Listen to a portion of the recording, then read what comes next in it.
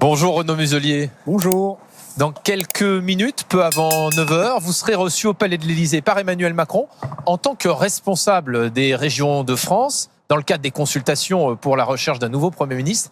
Qu'est-ce que vous allez dire au président de la République ? D'abord, on sera deux, parce que je suis avec Carole Delga, qui est présidente de la région Occitanie. On est président et présidente déléguée des régions de France. Il a souhaité, le président de la République, faire en sorte d'avoir un deuxième tour de négociation, de discussion, et il a demandé à des gros élus, entre guillemets, qui ont des grosses responsabilités territoriales. On représente le dernier kilomètre dans nos régions. Et donc, qu'est-ce qu'on attend du gouvernement ? Qu'est-ce qu'on attend du président de la République ? Qu'est-ce qu'on attend pour nos régions ? On représente des collectivités très importantes. Et alors, qu'est-ce que vous en attendez ? Qu'est-ce que vous allez lui dire ? On va lui dire qu'on veut que les territoires soient traités.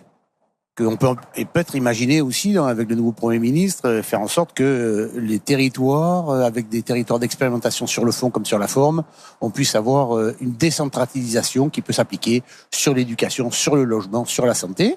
Puis après, on va lui apporter une réponse politique.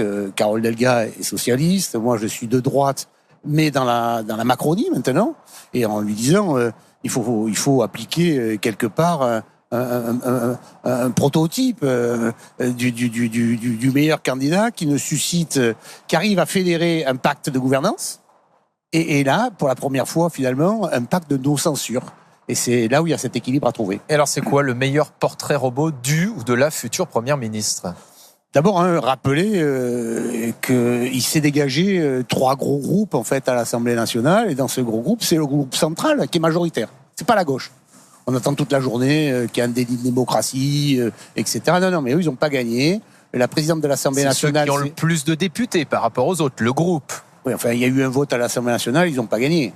Donc, ils n'ont pas les voix. Pour la présidence de l'Assemblée nationale. Affirmatif. Donc, on se retrouve avec aujourd'hui un groupe central qui est majoritaire. Comment fédérer ce groupe central ? Parallèlement à ça, il faut éviter la censure immédiate. Et on a bien vu dans le cadre des premiers tours des discussions du président de la République, des consultations, qu'il y a des personnalités qui créent des anticorps forts. Et donc, qui immédiatement vont ensuite entraîner la censure. Le NFP crie à un coup d'État. Ils peuvent crier. Enfin, de répéter un mensonge en permanence avec force, voire violence, ne donne en aucun cas la vérité. François Hollande, le prédécesseur d'Emmanuel Macron, dit c'est, je cite, une faute institutionnelle. C'était pas à Emmanuel Macron de censurer Lucie Castet, c'était à l'Assemblée de le faire si elle le souhaitait. Je dirais à M. Hollande qu'un de ses prédécesseurs illustres, M. Mitterrand, en 77, avant la victoire de M. Giscard d'Estaing en 78, avait dit c'est au président de la République à décider, conformément à la Constitution, article 8, qui dit le président de la République nomme le Premier ministre et les ministres concernés. Votre collègue, justement, Carole Delga, estime que le ou la Première ministre doit quand même venir de la gauche. Est-ce que c'est votre avis ? Elle vient de la gauche, elle demande pour la gauche. C'est assez cohérent. Moi, je viens de la droite, donc je vais demander pour la droite.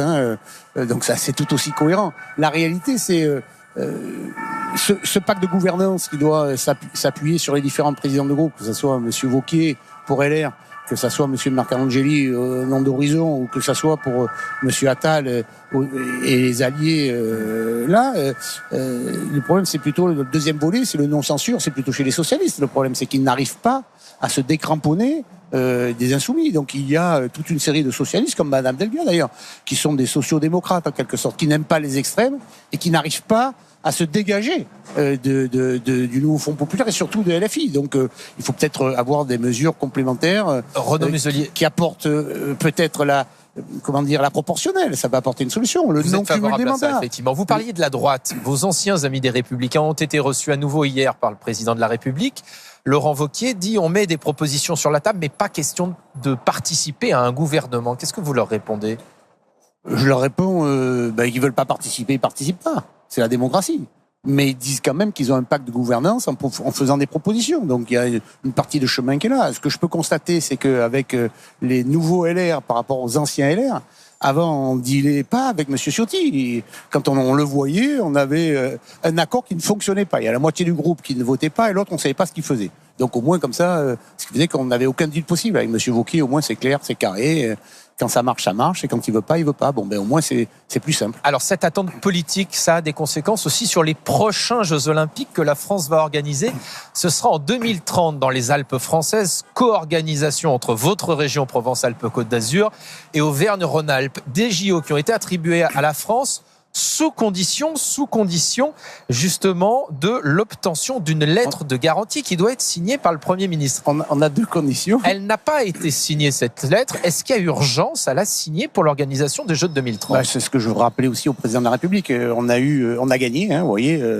Un truc incroyable. Nous, on a été candidats il y a 2 ans à peine, et donc ça a pratiquement rien coûté. Mais il y a urgence. Et donc maintenant, c'est le Premier ministre qui doit s'engager sur la base des négociations du travaux qui ont été faits par les différents ministères, par les interministériels et bien sûr sous l'autorité du président de la République et avec les régions concernées. Il doit signer l'engagement. Ça, c'est pour octobre. Et puis après, ça doit être voté au budget. C'est pas des sommes conséquentes. Et on voit qu'au lendemain de ce succès planétaire des Jeux de Paris 2024 et donc du rayonnement de la France, les Alpes françaises qui sont le premier domaine skiable au monde avec les Alpes du Sud, nous avons gagné par rapport au CIO, au Comité international olympique, une décision pour des neiges, comment ça s'appelle, une compétition de neige échalée, et on a la neige d'échaler les skieurs. Alors organiser des Jeux d'hiver dans un contexte de réchauffement climatique où il y a de moins en moins de neige, est-ce que c'est une super idée ? Les écologistes de leur côté dénoncent, je cite, une aberration écologique. Vous me direz quand les écologistes sont positifs, déjà, ça peut être intéressant. Quel est le projet économique des vallées ? Il y a de la neige. Écologiquement, est-ce que ça a du sens ? Ça dépend où vous faites du ski. Si vous faites du ski à 1400 mètres sur un versant sud en plein soleil, ça n'a pas de sens, ça n'a pas d'avenir. Quand vous êtes à 2000 mètres d'altitude et que vous vous retrouvez avec de la neige qui est réelle et qui est même pas artificielle, ça a beaucoup de sens. Il y aura des garanties écologiques dans ce projet des Jeux de 2030 ? Nous avons, dans la région Provence-Alpes-Côte d'Azur, voté le premier budget vert d'Europe. On a ce qu'on appelle une COP d'avance. On est un territoire expérimental avec le gouvernement pour justement avoir une expertise environnementale, et on compte bien l'appliquer dans la politique de la montagne que nous avons mise en place. Alors on a vu que les Jeux Olympiques, c'est aussi des personnalités d'importance qui portent ces Jeux, qui deviennent des symboles. Ça a été Tony Estanguet, c'est Tony Estanguet pour ces Jeux de Paris 2024. Qui sera le Tony Estanguet des Jeux de 2030 dans les Alpes françaises ? Est-ce que ça peut être par exemple Martin Fourcade, dont on parle beaucoup ? Chaque jeu a sa culture. Moi, j'ai grandi avec une logique qui est Barnier-Killy. C'est un projet qui est un projet éminemment politique au départ. 1992, Albertville. Exactement. Et c'était l'alliance du politique avec le sportif qui fait en sorte qu'on a une impulsion, qu'on nous l'avons portée. Dans un premier temps, c'est moi qui l'ai lancé, puis après Laurent nous a rejoint, puis après le Comité national olympique, après le président de la République, après le Comité national olympique. Martin est une personnalité éminente qui est reconnue dans le monde sportif, dans le monde olympique et dans le monde de la montagne. Il aura toute sa place. Après, on est en train d'organiser le comité d'organisation. Et quand j'ai présenté la candidature, j'ai dit au Comité international olympique, vous allez aimer Paris 2024, vous allez adorer les Alpes françaises 2030, et donc on va faire quelque chose de haut, de grand et de beau. Merci beaucoup Renaud Muselier.